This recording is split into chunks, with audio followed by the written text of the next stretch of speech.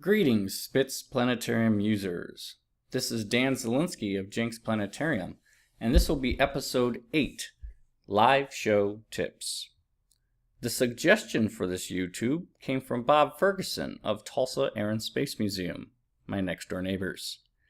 It will contain tips on how to set up StarryNight and ATM to better aid you during a live performance where you may not know exactly where the direction will go. Let's get started. I first suggest to set up a Tonight favorite. This is a favorite that I change on a daily basis.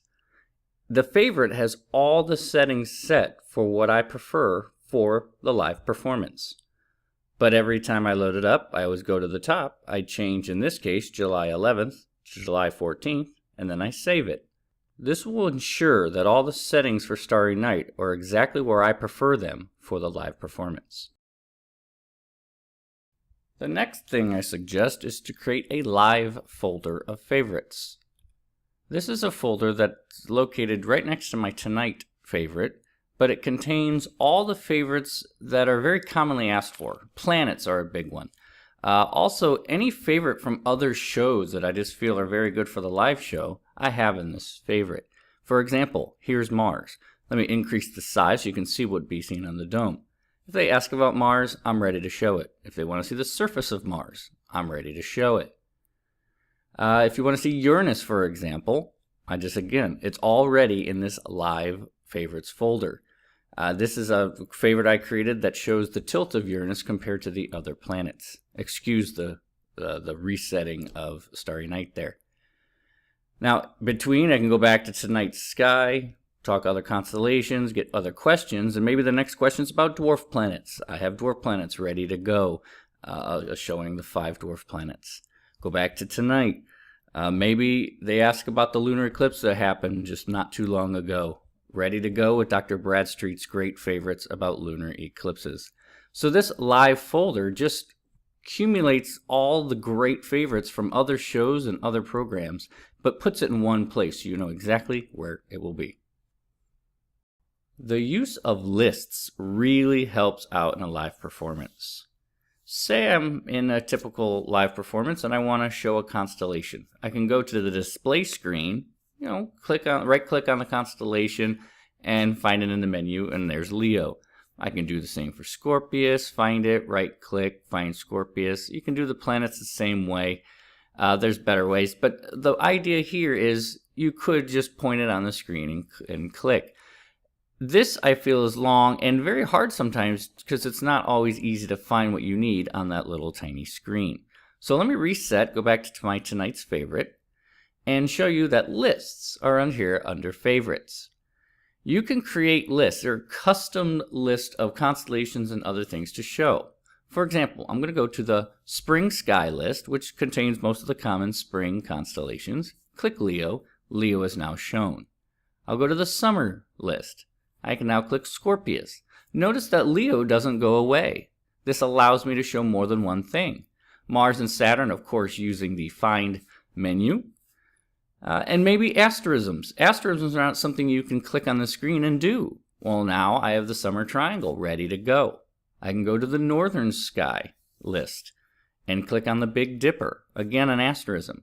Hidden in Ursa Major, so I can click them both so the audience sees Big Dipper and Ursa Major together.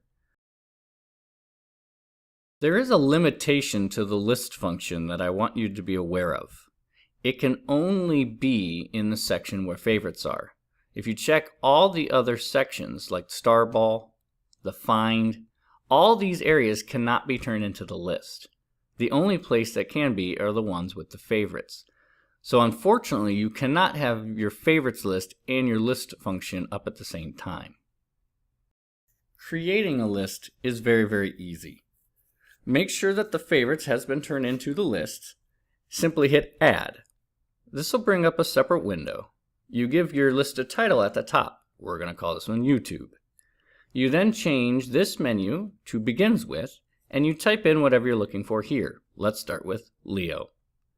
You click on the bottom Find, and the list will populate with all the things named Leo in StarryNight. You click on the constellation, you send it over to the list. Let's put in Scorp.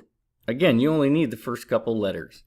Find, it finds Scorpius. I want the constellation. I insert it on the list. I'm going to put in Summer. I'm looking for the Summer triangle. Click Find. It populates. I want the asterism version, and I send it over to the list. When you're done populating your list, you simply hit Finish on the bottom or OK, and you'll see that the YouTube list is now in the list of other lists I have. You can now, anytime you want, just click down there and Leo, Scorpius, and the Summer Triangle will be revealed. I learned about the list function at the Spitz Summer Institute. No, they're not paying me to say this.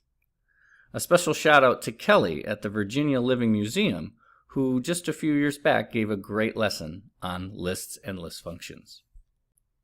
Probably my favorite preparation I make for any live shows is to make an ATM program for all possible slides I'll use. We've already made a live folder of favorites. Think of this as a live folder, but for slides or pictures and images you'll use for a live show. This is not meant to be played through, it's simply meant to be manually used during a live show. If somebody wants how long it takes the planets to orbit, I bring up the image. Each image is already set for a nice fade up, where it'll be on the dome, and how big it'll be to make sure that it is visible to the audience.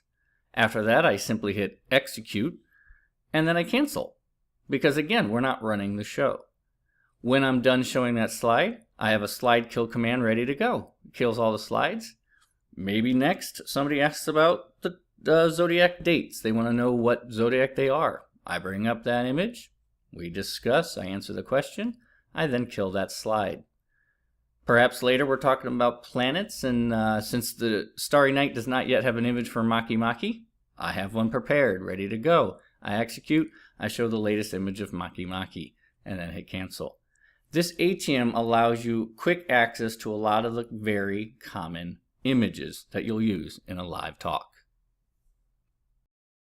The last small trick is simply using the Off and Live button. A little bit more frequently, you probably already do. Let's say I have a star talk and I'm about to end it, and I'd like to do a last review of everything they've learned for the day. I turn live to off. That way everything I do now will not show up on the dome. I'm going to highlight the Big Dipper because we went over that. I'm going to highlight Leo because we went over that. How about Scorpius as well? Again, using my list functions, I will put up Scorpius. I'll also select Mars and Saturn. When I'm finally ready to reveal, I simply turn off to live, and all of this will show at once instead of part by part like it would have normally. This just makes it a very clean way to present as a summary at the end. I hope you can use some or all of these tips to help improve your live performances using StarryNight and ATM. At the posting of this video, Institute is just a few weeks away. Hopefully this has inspired you to learn and share your ideas with us all. This has been Dan Zielinski of Jenks Planetarium, and I'll see you next time.